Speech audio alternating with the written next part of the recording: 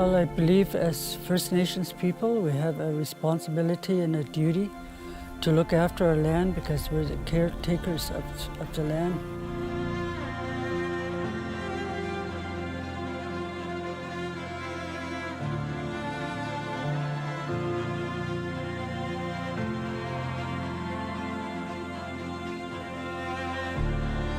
This responsibility was given to us by the Creator.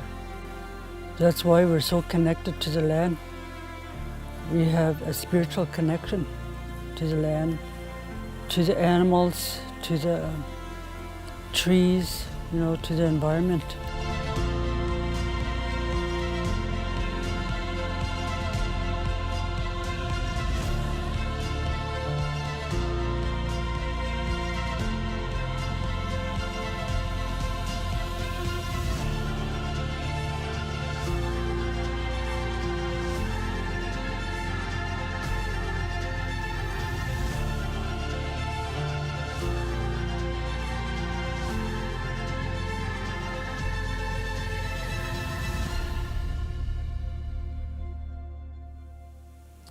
I remember when I was younger, Dad would tell us stories about how him and Uncle John and some of the elders like Uncle David Dick and all the other elders, Francis Megan and our people from the Pelly Banks, Francis Lake area, they would walk from Francis Lake over these mountains, go over to Nahanni and Mackenzie, and they travel all over the place over there, hunting and fishing and trapping.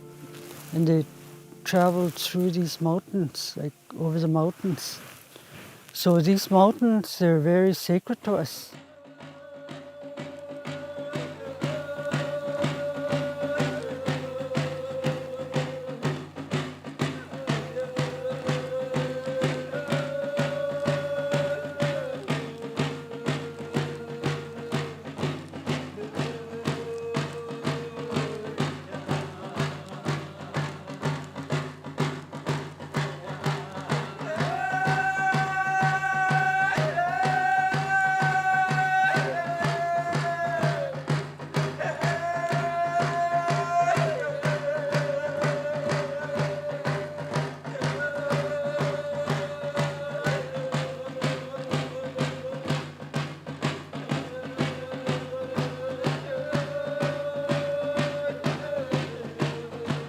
In June, Susan said that we're going to have, she said we're going to have a meeting with Janet Sheriff in June, July, and we had a couple of meetings, and then the Elders and Residents program started,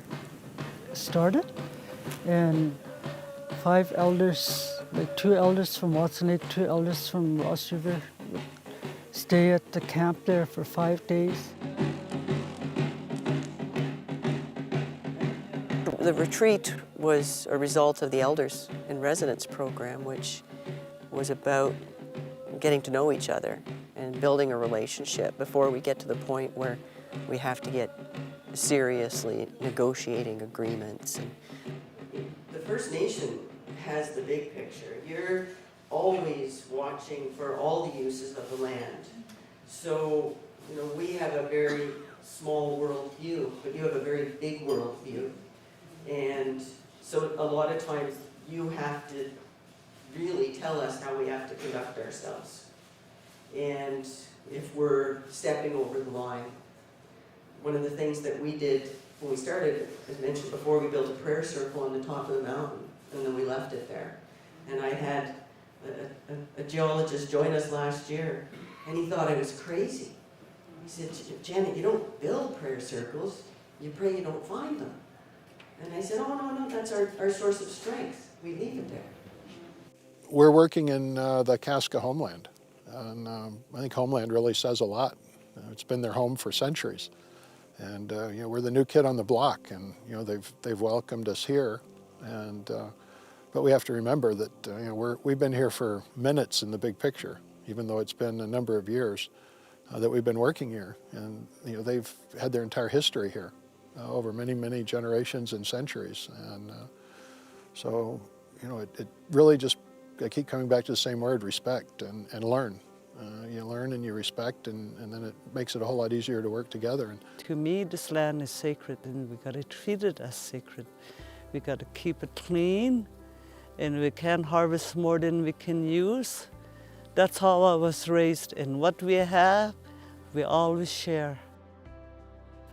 I remember in Liard long ago, when somebody killed moose, they come back to the village and get all the single women first. They go get it. And then old people, if they don't have relatives, they're included. And that's how we did. We take care of the land, we took care of our people that way. Now, you were talking about this mining. Is it going to be helpful for our nation? I think it will. It could happen that way. As long as there's an understanding that when we first get into this kind of stuff, that it's done right, not stepping over everybody's feet and saying, "Hey, this is how it's done." No, go to the people. Let them understand what this mining is all about. You have to go back down to the grassroots, to the little guys. So this is our land. It's up to us to protect it and put rules in place. It's not up to YTG or anybody. We're the ones affected. YTG live in the city of Whitehorse. They're not affected. They get monies in from them, but that's all. But us, it's our hunting grounds, it's our water source, it's everything. We as Kaska Nation are strong people, and we have to defend and make sure everything is properly run, like our forefathers and grandpas and all the old elders that so proudly held for us. I mean, I would not support a mine that does not include First Nations in it, because it's their land. And before they're left with the mess. Look at Cassiar, look at Cantong, look at Farrell. They should have an agreement in place, not only with the government, but First Nation, that they will clean up, and they should mine in such a way that it can go back naturally.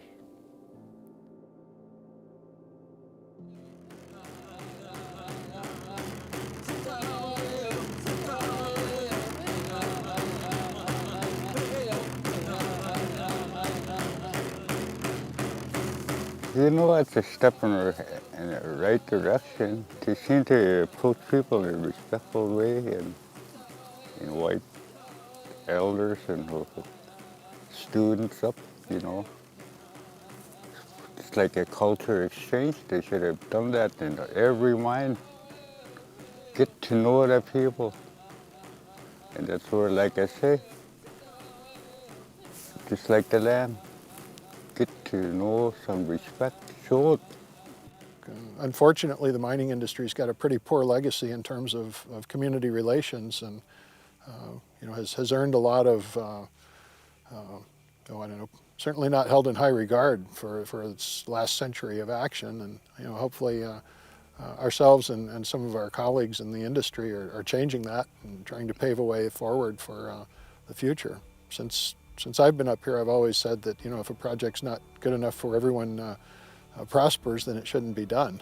And I think that's sort of a fundamental thought, and that includes environmentally as well as community benefits and involving people well beyond just having a job for a few years and then the mine comes and goes. It's more like building careers and building allied industries so that there's some economic legacy left long after the mining is come and gone. The owner came down to Watson Lake and was willing to listen to us. And some of the ladies there, they suggested that they work with elders, and that's what they're doing. And I think I think it's really good there's respect on both sides. You know, we may not have their academic education, but we have our traditional, and that's been passed on for years and years. And those two can marry, and our first priority is take care of the land and do mining that is safe to the environment. And I think this mine is going to go far just because of their interaction with our First Nations. They come to our people. They form an elders sort of like a committee. They want us to have a hearsay, whereas before, any mining company come to our territory, they never include us. They never include our nation. They do stuff just like, hey, this is my claim. This is my territory. They don't realize that territory was there way before their time, and was taken care of like from our grandpas and grandmas and forefathers and all that. They were already there. So if you get out of the mentality that I'm only here and doing this because I've got to get that permit and I've got to check the box, they know, the elders know the difference. They know the site visit routine, and it's important to do it, but they also know that there's a process. So I think pushing it beyond that is actually going to help the industry. Young people I see out here working, not only out in the field, in the kitchen. And in our heyday, way back when, we didn't have work like this. There was no, we heard about mining, but jobs were scarce, you know. It was hard to get a job. But now you see these young people working, it makes me feel good. It gives them a little step forward, you know. And that way when they're done working here, or whenever the thing wraps up, they'll be ready. If they go out to other places like BC or NWT or wherever, they got the training here and they're ready for it. When they got the chance, the opportunity, they'll fit right in. It's good at least that 3 aces they seem to understand it. I never seen that done in a mine before. At least they got you know, they talk to people before they start doing this and that. You know, it's a start. We don't know what is going to happen when the mine starts, but at least you're doing it in a respectful way. To me, that, anyway. They seem authentic, and they seem like sensitive to our people. And with this Elders and Residents program, I hope we're going in the right direction. I think that if we don't do the work now, a big company won't start it. So it's our responsibility to establish the principles and the vision now. That's why we do the testing for chemical-free processing now. That's why we involve the First Nation elders now. And if we set that standard, however big or small this becomes, whoever partners with us, whoever is there, they have to keep it. And the community is going to expect it. So if we waited and acted like a big company, I don't think this would happen.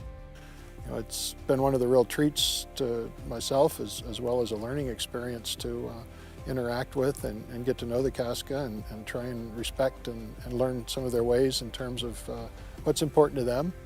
We're neighbors, we're new in their homeland, and you know, to be respectful is I think of the utmost priority for us or for anyone working here. So ala nika ginda, you walk respectfully on the earth because it's God made it for us, and we got to show our thankfulness by keeping the land clean and by respecting all creatures he put on this earth.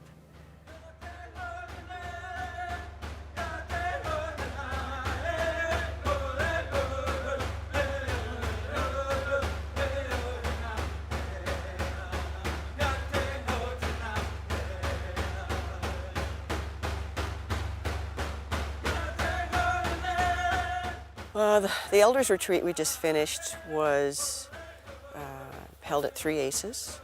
There was about 80 people there, and it was about 55 of them were elders, some youth and staff. And it came out of the Elders in Residence program, where elders live and work alongside with us every week at camp. And you don't bring them in for a site visit, you bring them in to see how we are every day and get to know us.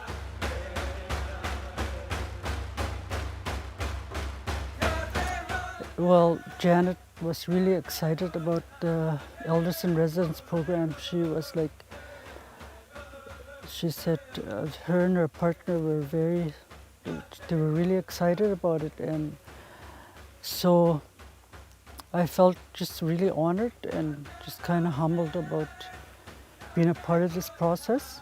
And I think like it's so wonderful to see our people back together again, talking and sharing stories, and it's just kind of awesome, like, and I just feel kind of emotional, but I'm just thinking like this is just the beginning, the start of something good,